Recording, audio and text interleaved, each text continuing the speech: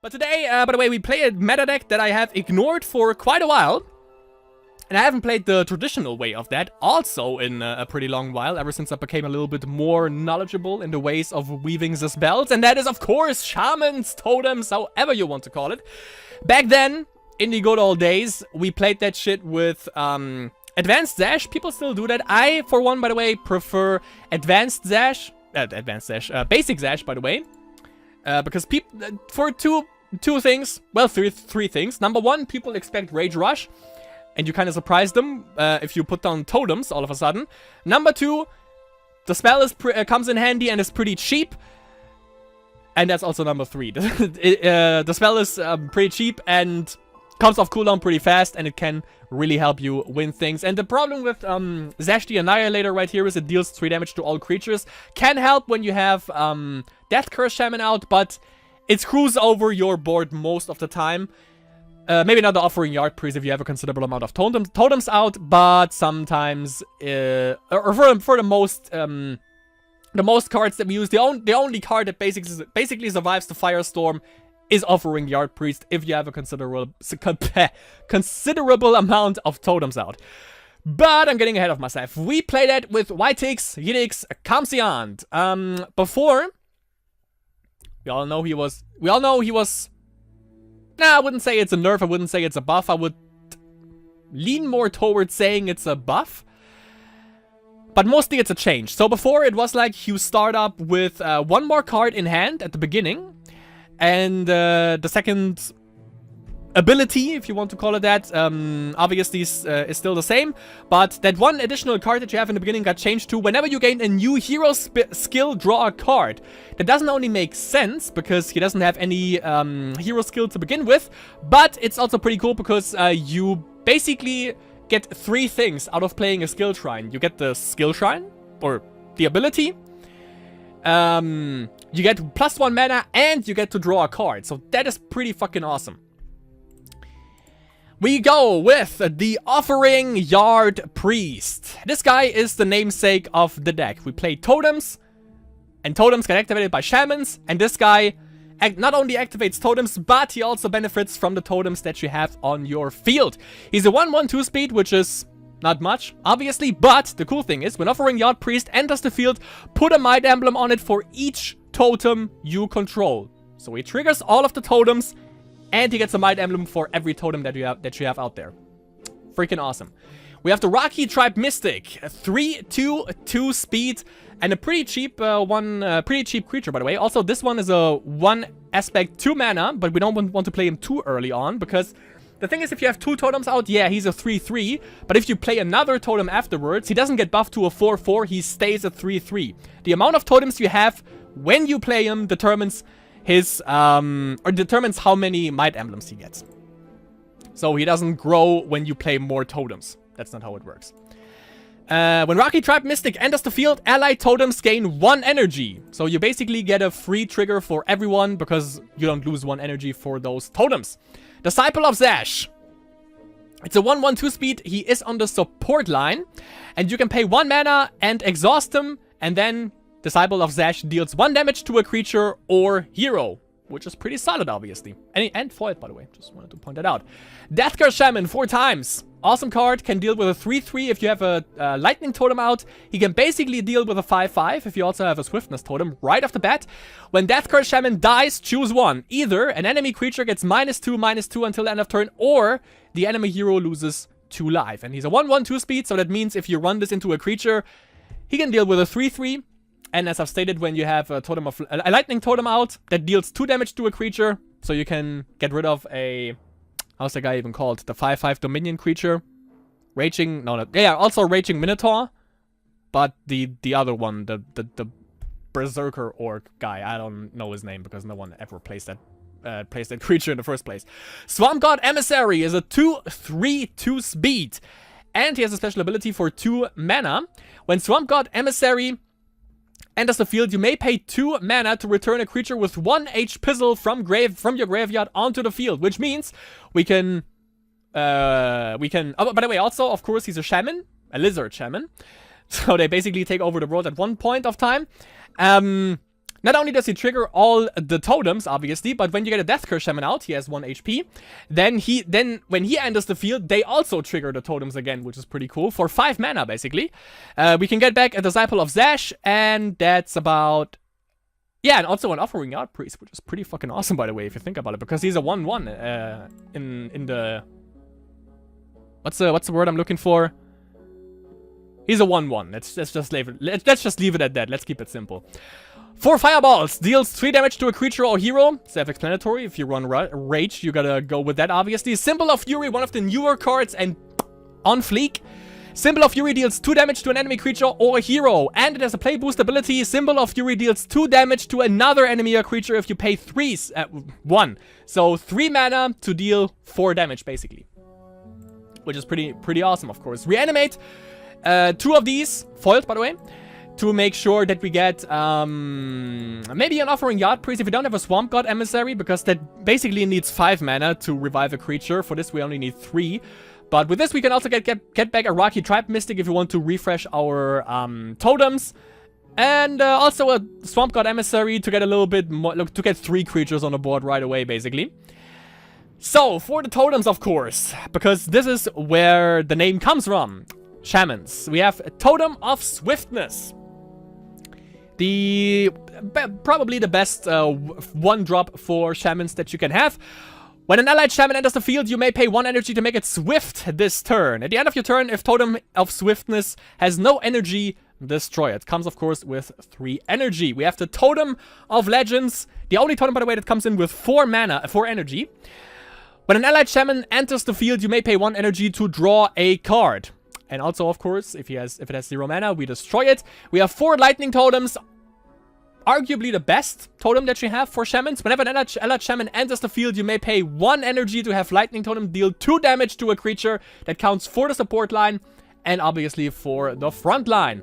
And we have 4 Totem of Tortures. Whenever an allied Shaman enters the field, you may pay 1 energy. If you do, the enemy hero loses 1 life and you gain 1 life. Also, of course, a pretty sweet and on fleek, if I do say so myself, 1-drop totem for Shamans. Yeah, and those are all the totems we can deal with. Obviously, you can put in... Let me check that real quick.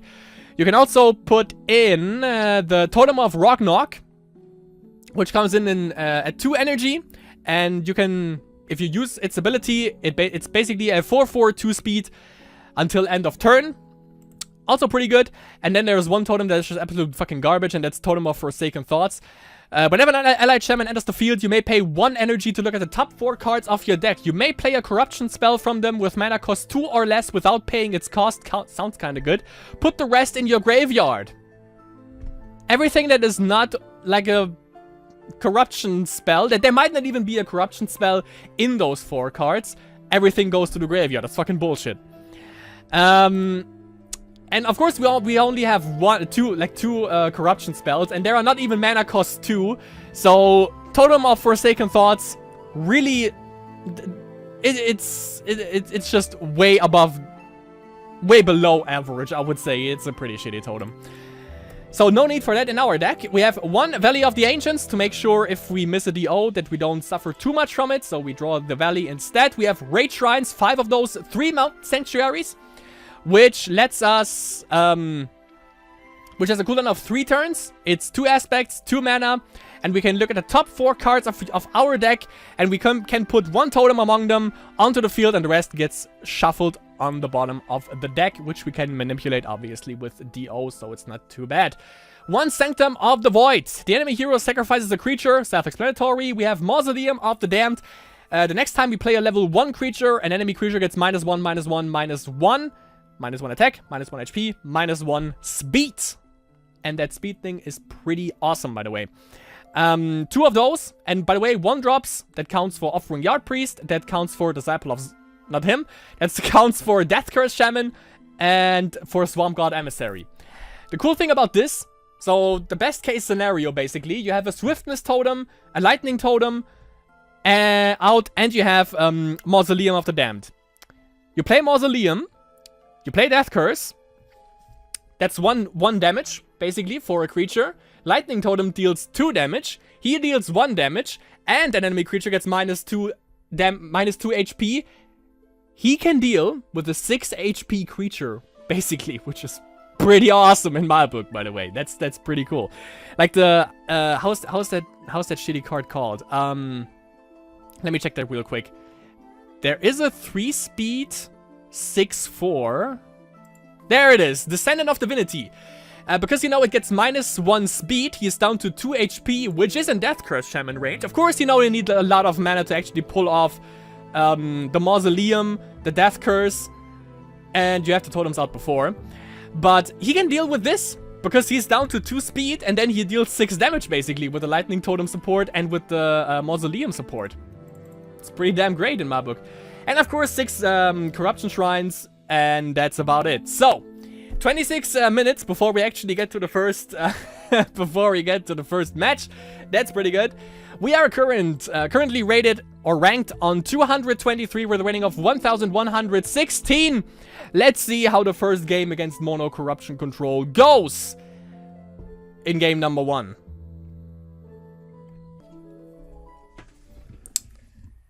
Ah, god damn it, I wanted to get the Salt Shaker. Okay, oh, oh, that's not Corruption Control. What? Alright. Game number 1 against Black Lotus. Isn't that a card in Magic the Gathering? I think. Let's keep it. It could be better. It could be better. If we draw a Rage Run. Perfect. Nice. Get a Totem of Swiftness out right away. That's a pretty good start in my book. That's Celestial Blossom. Oh, I played against that today, by the way. That's like,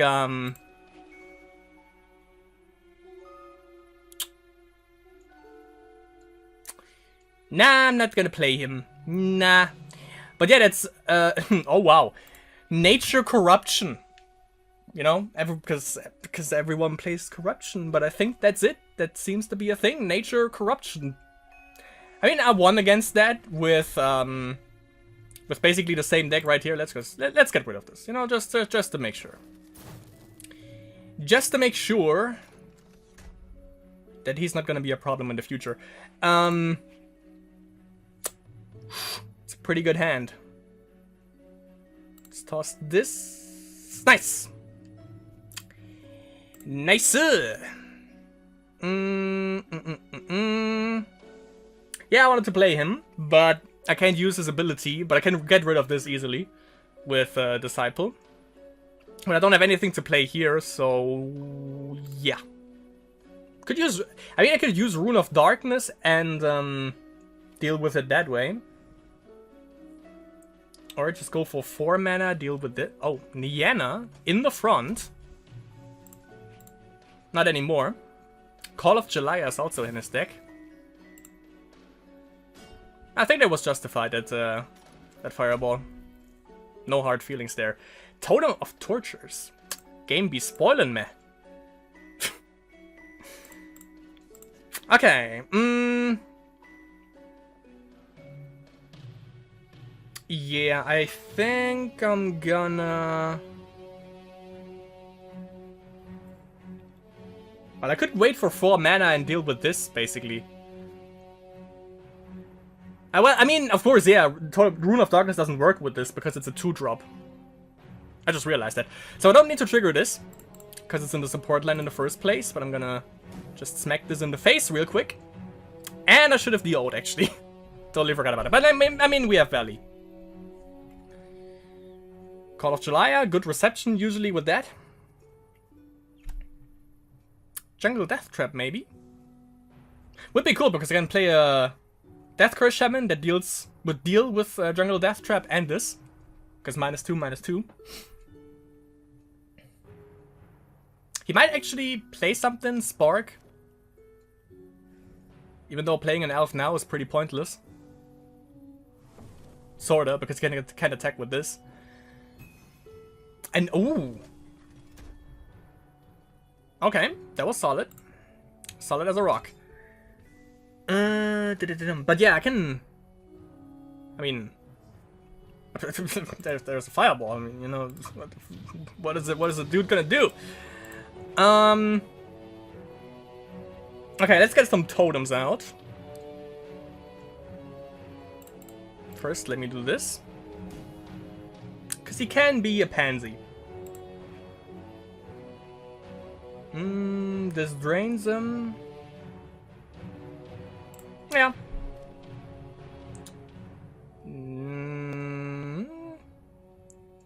Yeah.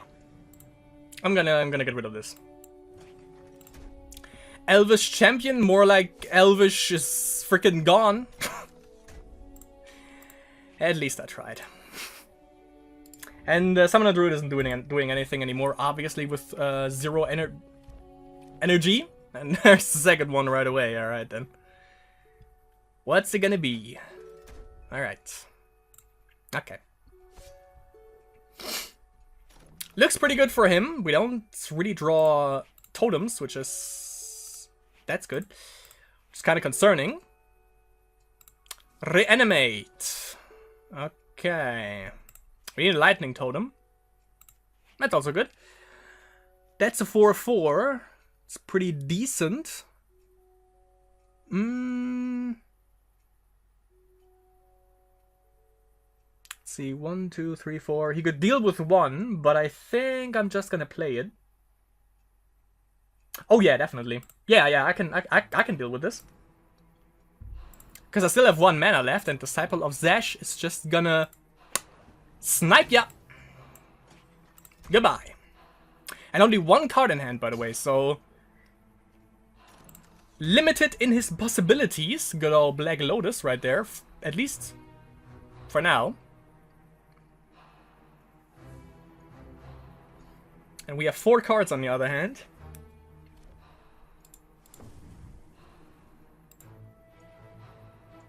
That kind of smart.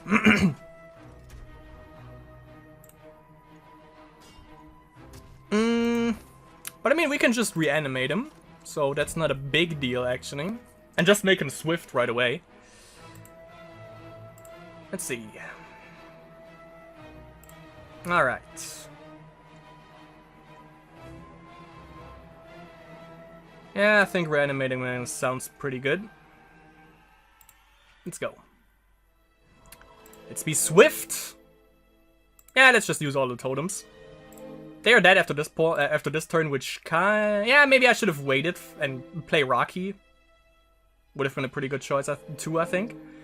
So we can play this with play boost, which is a little bit shitty, but I think I'm just gonna fireball the hell out of this Elvish champion, and then we should be good.